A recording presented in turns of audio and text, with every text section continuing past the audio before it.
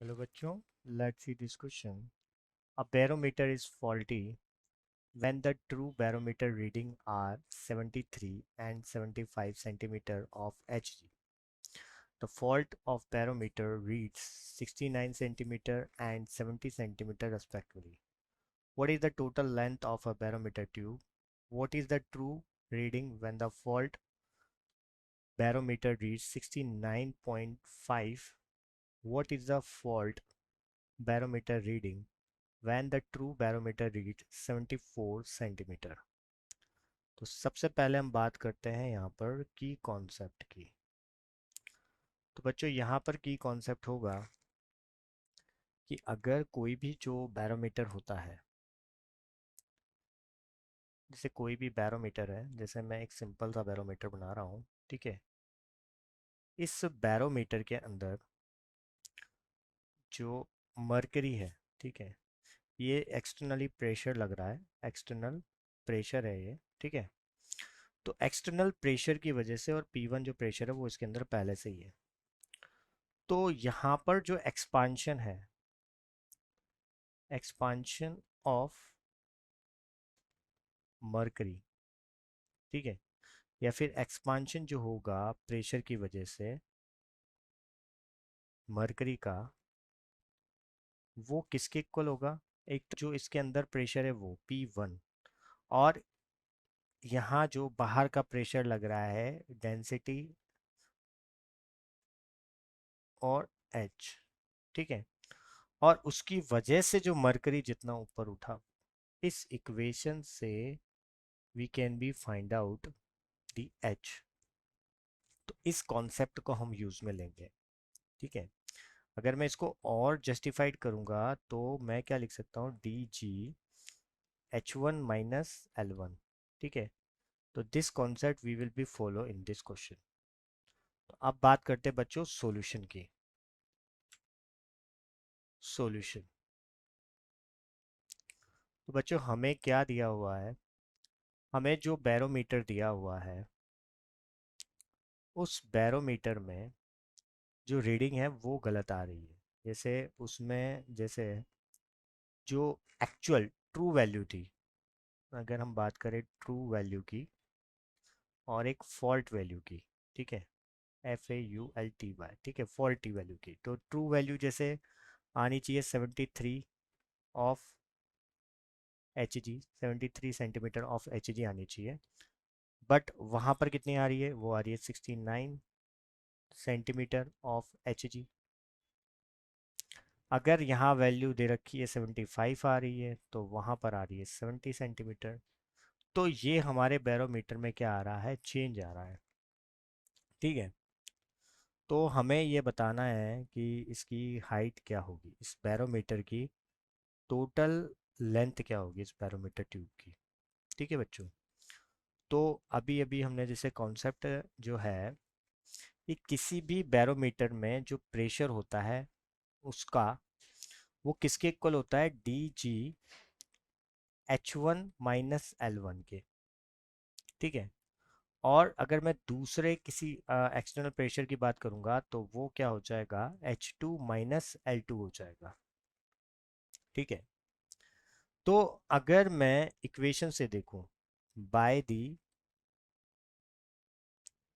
Ideal gas equation से मैं बात करूं, तो P1 V1 इक्वल टू, मैं क्या लिख सकता हूँ, NRT किसके इक्वल हो जाएगा? P2 V2 के। तो मैं यहाँ से क्या लिख सकता हूँ? V1 किसके इक्वल लिख सकता हूँ? एरिया मल्टीप्लाई जो भी हाइट में चेंज आया L - L1 के, और V2 किसके इक्वल लिख सकता हूँ? A मल्टीप्लाई L - L2 के, ठीक है बच्चों, ठीक है। तो इन दोनों इक्वेशन से मैं यहाँ से देखूंगा कि कितना फाल्ट हो रहा है, तो H1 - L1 और H2 - L2 करूंगा मैं, ठीक है। तो H1 जो मुझे दे रखा है कि एक्चुअल में तो क्या है, 73 आना चाहिए, बट आ कितना आ रहा है L1? ये आ रहा है 69। तो मतलब कितने सेंटीमीटर का गैप आ रहा है? 4 सेंटीमीटर का। आना कितना चाहिए? 75। आ कितना रहा है वहाँ पर? 70। मतलब कितना गैप आ रहा है यहाँ पर? 5 सेंटीमीटर का, ठीक है। तो अब अगर हम यहाँ पर हम बात करेंगे एक्चुअल लेंथ की, तो इसको हम सब्स्टिट्यूट करेंगे। तो बाय द क्वेश्चन हम क्या लिख सकते हैं, P1 V1 equals to P2 V2। Correct. तो टेम्परेचर तो कांस्टेंट रखना पड़ेगा ना भाई। तो हमारा जो P1 है, अगर मैं बताऊं यहाँ पर, तो P1 हमारा इक्वेशन फर्स्ट, ये इक्वेशन सेकंड। तो इक्वेशन फर्स्ट और सेकंड से अगर हम लिखें यहाँ पर, from equation first and second से, तो मैं क्या लिख सकता हूँ, डी जी, ये रखा है डी जी, उसका चेंज कितना आया, 4 आया। करेक्ट। और वॉल्यूम, वॉल्यूम भी मैंने यहाँ पर निकाला है। वॉल्यूम मैंने क्या निकाला है यहाँ पर, ये निकाला हुआ है मैंने थर्ड और फोर्थ इक्वेशन से। तो मैं इक्वेशन थर्ड और फोर्थ से वॉल्यूम भी यहाँ पर पुट कर दूंगा।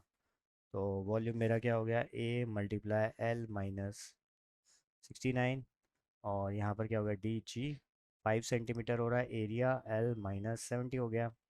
ठीक है। तो यहाँ से जब मैं इसको पूरा सॉल्व करूँगा, ठीक है, तो डी जी से डी जी कैंसिल हो गया, ए से ए कैंसिल हो गया। तो जब मैं इसको सॉल्व करूँगा तो मेरी जो लेंथ आएगी वो आ जाएगी 74 सेंटीमीटर। तो ये तो क्या निकल गई, मेरी बैरोमीटर की क्या निकल गई है, लेंथ निकल गई। कि बैरोमीटर में जो हमारा एक्चुअल लेंथ है बैरोमीटर की, वो क्या है, बैरोमीटर ट्यूब की लेंथ निकल गई है। ये तो मेरा फर्स्ट का सॉल्यूशन हो गया। अब सेकंड की बात करते हैं।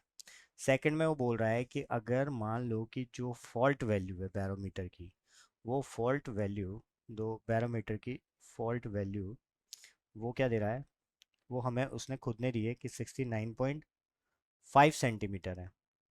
तो इसकी एक्चुअल वैल्यू हमको निकालनी है। तो ट्रू रीडिंग के लिए हम क्या करेंगे, ट्रू रीडिंग किसके होगी, देखो अंतर कितने का आ रहा है हमारा, 69.5, अंतर कितने का आ रहा है हमारा, 4.4 का आ रहा है। ठीक है, तो 4.4 को क्या कर देंगे, इसमें ऐड कर देंगे, मतलब कितना हो जाएगा, 73.94 सेंटीमीटर ऑफ एच जी। तो ये होगी हमारी ट्रू वैल्यू। तो ये क्या निकल गया, हमारा सेकंड का सॉल्यूशन निकल गया। ठीक है। अब हम बात करते हैं थर्ड की। थर्ड में क्या दे रखा है कि अगर बेरोमीटर में जो रीडिंग है, वो अगर बेरोमीटर की ट्रू रीडिंग है 74, ठीक है, तो उसकी लेंथ हमको निकालनी है। तो हम क्या करेंगे, P1 V1 इक्वल्स टू क्या कर लेंगे, हम P2 V2 कर लेंगे। ठीक है। तो अभी अभी हमने निकाला जैसे प्रेशर और वॉल्यूम जो हमें पता है, ठीक है, तो वो क्या हो जाएगा, 4 × 5 इक्वल्स टू क्या हो जाएगा, 74 माइनस एक्स का स्क्वायर। ठीक है। तो यहाँ से मेरे x की वैल्यू क्या आ जाएगी, 69.528 आ जाएगी, मतलब उसकी जो लेंथ हो जाएगी वो क्या हो जाएगी, 69। ठीक है। तो ये क्या आ गई, ये तो आ गई फॉल्ट वैल्यू। ठीक है।